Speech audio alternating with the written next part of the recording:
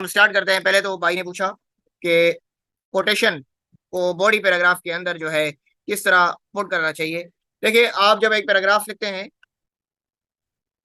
एक पैराग्राफ आप लिख रहे हैं, तो आप पैराग्राफ की पहली लाइन तो जो है जी टॉपिक सेंटेंस होती है, आपको पता है। पहला टॉपिक सेंटेंस होता है। सेकंड जो है वो एक्सप्लेन करता है उस टॉपिक को, उसकी वजाहत करता है। तीसरी जो है फिर आप यहाँ पर कोई आर्ग्यूमेंट पेश करते हैं, और उसके बाद आपके पास बहुत स्पेस होती है। जब आप एक अमाउंट जो है ना बना देते हैं, सिनारियो बनाकर आ जाते हैं, तो अब यहाँ पर आप जो है एग्जाम्पल्स, या जिनको मैं कहता हूँ सपोर्टिंग आर्ग्यूमेंट्स पेश करते हैं। सपोर्टिंग आर्ग्यूमेंट्स, रेलिवेंट फैक्ट्स, या आप कहते हैं कि यहाँ पर ही आप फैक्ट्स, फिगर्स और यही कोटेशन आप पुट कर सकते हैं।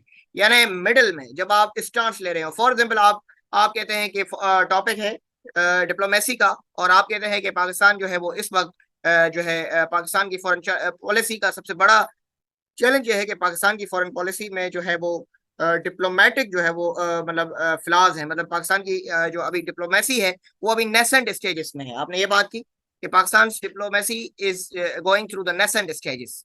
It lacks alliances building and multiple channels to upbring its issues on the global arena. तो अब आपने बात ये कह दी कि अब आपने यहाँ पर कोटेशन पुट करनी है, या आपने फिर स्टांस आगे लेना है, सपोर्ट आर्गुमेंट करना है, फिर आपने यहाँ पे कोटेशन लिखनी है कि it is a famous proverbial that diplomacy needs time, therefore in this scenario it is relevant that Pakistan should work with regional alliances to strong its arguments. तो आपने बीच में जो है ना बात को कहना है, ताकि आपकी बात में वजन हो। तो कोटेशन हो गया या फैक्ट फिगर हो गई, ये आप देखें कि मिडिल ऑफ पैराग्राफ में पुट करते हैं। एक तो मिडिल ऑफ पैराग्राफ में आप किसी पैराग्राफ से रेलिवेंट लिखेंगे, ठीक है। दूसरा ये होता है कि कुछ लोग कहते हैं कि हम जो है लाइक मिडिल ऑफ पैराग्राफ में नहीं लिखते, हम सिर्फ एग्जामिनर को इम्प्रेस करने के लिए कोटेशन लिखते हैं ऊपर। तो वो इस तरह लिख सकते हैं, पहले कोटेशन जब आउटलाइन में भी लिखी जाती है, इवन इंट्रोडक्शन से पहले भी लिखी जाती है। यहाँ इंट्रोडक्शन, आप इंट्रोडक्शन लिख रहे हैं, उससे पहले आपने जो है यहाँ कोटेशन लिख दी। एक तो ये भी मेथड होता है।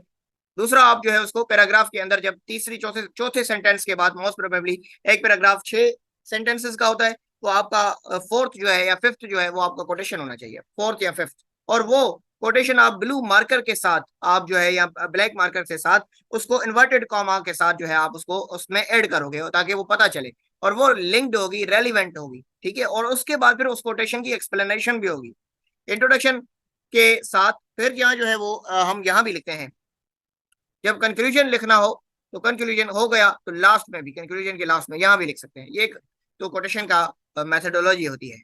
उसके बाद आपका सवाल था ये जो है कोहेरेंस।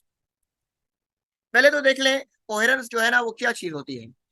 कोहेरेंस तब आती है जब सेंटेंसेस और आइडियाज जो है ना वो कनेक्टेड हो और फ्लो हो टुगेदर स्मूथली। मैंने आइडियाज कनेक्टिविटी होनी चाहिए, यानी पहला आइडिया दूसरे आइडिया से, दूसरा आइडिया तीसरे आइडिया से, तीसरा आइडिया चौथे आइडिया से, ठीक है।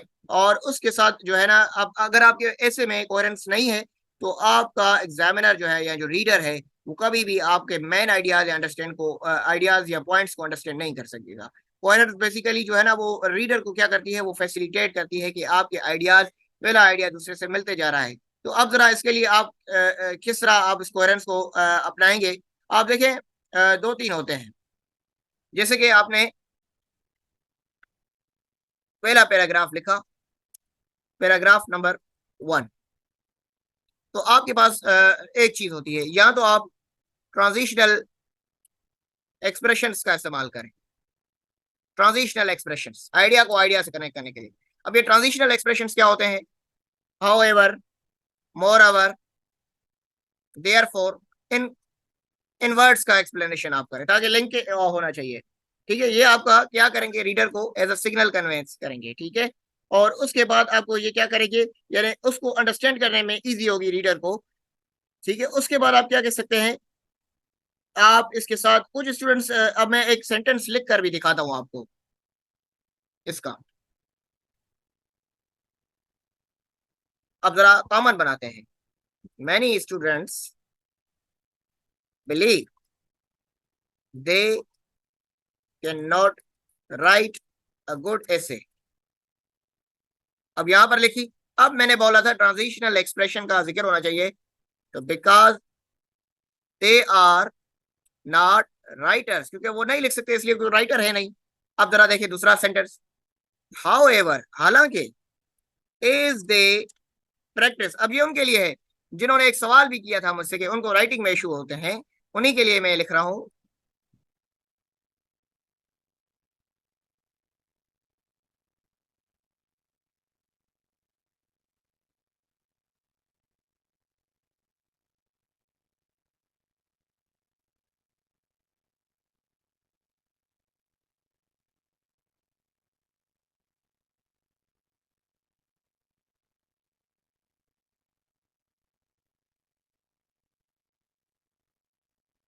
अब जरा देखें यहां पर मैंने उसको क्या किया, जो मैंने बात की थी कि आप ट्रांजिशनल एक्सप्रेशन का इस्तेमाल करेंगे तो ही आपके आइडियाज के अंदर कोहेरेंस आएगी। Many students believe they can not write a good essay. काफी स्टूडेंट इस बात में यकीन रखते हैं कि वो बिल्कुल एक अच्छा ऐसे नहीं लिख सकते। क्यों? Because they are not writers, क्योंकि वो राइटर्स नहीं है।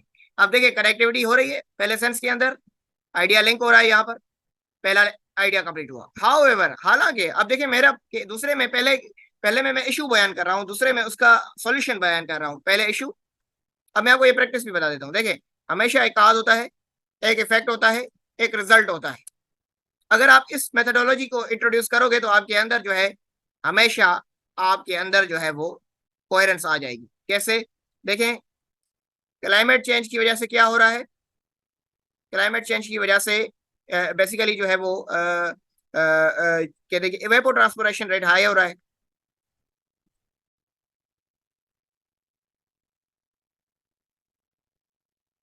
इवेपोट्रांसपिरेशन हाई हो रहा है। अब इवेपोट्रांसपिरेशन रेट किसका मतलब काज क्या है इवेपोट्रांसपिरेशन रेट हाई होने का? क्लाइमेट चेंज है। तो अब इसका इफेक्ट क्या हो रहा है? अब इसका इफेक्ट ये हो रहा है कि वाटर स्कार्सिटी हो रही है, क्योंकि अवेलेबिलिटी डिक्लाइन हो रही है। अब वाटर स्कार्सिटी या वाटर अवेलेबिलिटी डिक्लाइन होना उसका इफेक्ट है। तो यानी वाटर जो है की जो अवेलेबिलिटी है, आप कह लें कि अवेलेबिलिटी वो डिक्लाइन कर गई।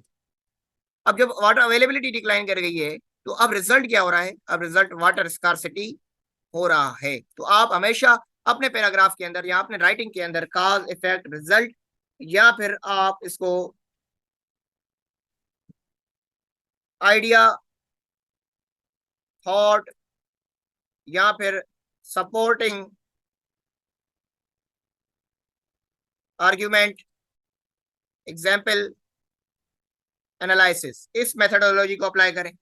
ये भी हो सकता है। अब देखें, however as a practice writing, जब वो राइटिंग प्रैक्टिस करेंगे तो work on developing their writing skills, और जब काम करेंगे अपनी राइटिंग स्किल्स को डेवलप करने पे तो बहुत सारे स्टूडेंट्स एबल हो जाएंगे start thinking of themselves writers. तो ये मेथोडोलॉजी है। आप जो है ना कॉज इफेक्ट और रिजल्ट, और उसके बाद आप जो है समटाइम्स जो है ना आप कीवर्ड्स के साथ भी स्टार्ट करते हैं। आप पैरेलल स्ट्रक्चर्स को फॉलो करें, पैरेलल स्ट्रक्चर्स को, तो लिंक आइडियाज। अब पैरेललिज्म क्या होती है? पैरेललिज्म कह लें कि जो है ना आप matching words, phrases, classes, sentence structure, similar expression, ideas को लिंक करते हैं, ताकि ये आपसे क्या होता है कि आपके एग्जामिनर को जो है ना वो एक साथ से आइडिया का फ्लो मिलता है। अब मैं आपको ये बताता हूँ कैसे। देखिए कि आपने पहला जो है ना, अगर आपका पहला पैराग्राफ है वो वाटर स्कार्सिटी पर है, हाँ, अब बस 5 चलते, वाटर स्कार्सिटी पर है। टॉपिक आप काजेज लिख रहे हैं ऑफ, आप लिख रहे हैं इम्पैक्ट्स ऑफ क्लाइमेट चेंज, ये आपका टॉपिक है। अब आप इस हेडर पर आ चुके हैं।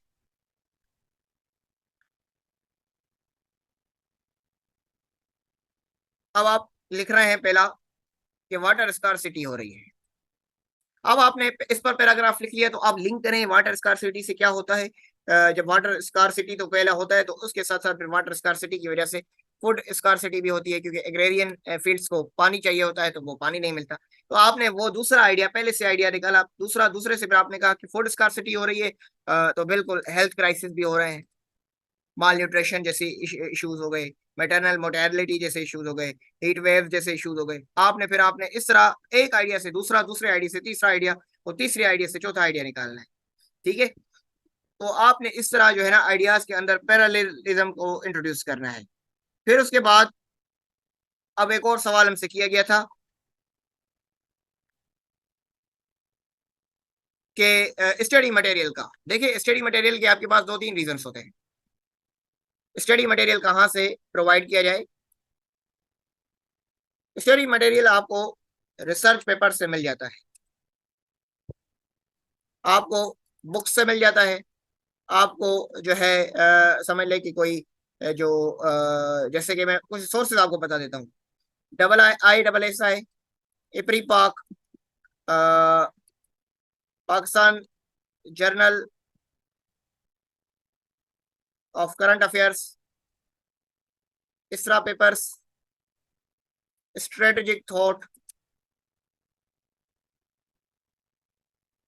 और NDU, मरगला पेपर्स। उसके अलावा आपको PU पेपर्स। उसके बाद आपको जी एक और भी है, ग्लोबल विलेज मैगजीन।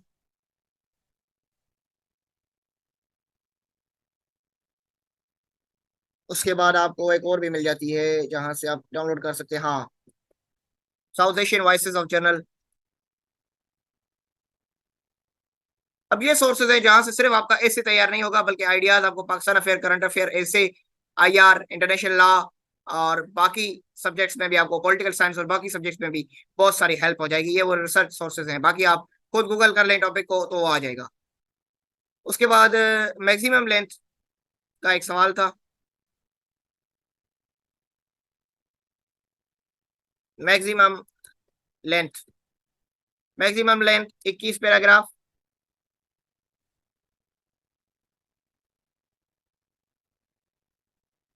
20 पेजेस, ये होनी चाहिए मैक्सिमम लेंथ। यानी आपकी एवरेज एवरेज बात कर रहा हूँ, यानी आपके एवरेज जो है ना 2000 से 2200 वर्ड जरूर होने चाहिए। एक और सवाल था कंक्लूजन। कंक्लूजन का तो मैं आपको फिर से बता दूंगा, अभी जरा शॉर्ट एक वो लेते हैं। अदर सब्जेक्ट रेफरेंस, बाकी सब्जेक्ट्स के अंदर अगर आपने रेफरेंस कोड करना है तो देखें, इसको रेफरेंस बुक भी तो नहीं बनाना ना, तो आपने इंपॉर्टेंट आइडिया के साथ ही रेफरेंस डालना है। सिर्फ इंपॉर्टेंट आइडिया के साथ, अगर कोई फैक्ट है, फिगर है, या आपके पास कोई पॉइंट है, तो आपके पास या डिबेट है तो उसमें आप डालें, अदरवाइज इसको रेफरेंस बुक भी जरूर नहीं बनाना। 5-6 हो जाए, 4-5 हो जाए, 5-6 कह लें, 5-7 कह लें, चले, ये ज्यादा होते हैं। ऐसे के अंदर ज्यादा होते हैं। ऐसे के अंदर आप आई विल सजेस्ट कि ऐसे में आप हर आइडिया के अंदर, हर पैराग्राफ के अंदर एक जरूर रेफरेंस डालें, एक रेफरेंस हर ऐसे के अंदर। ठीक है, तो दिस वाज द क्लास, और मैं इस लेक्चर को अभी अपलोड करता हूँ। एंड आई होप के यू एंजॉय द लेक्चर। काफ़ी क्यूरीज थी आपकी, वो रिजॉल्व हुई, कुछ क्यूरीज नहीं रिजॉल्व हो सकी, तो मैं इंशाल्लाह उनके रिलेवेंट आपको मटेरियल सेंड करूंगा, क्योंकि इस वक्त जो है बारिश है यहाँ पर, और काफ़ी जो है वो इलेक्ट्रिसिटी का इशू है, और इवन जो है मैंने ये क्लास कंडक्ट की। तो अपना ख्याल रखिएगा। बाकी वीडियो लेक्चर्स में अभी रिकॉर्डिंग सारी शेयर कर देता हूँ।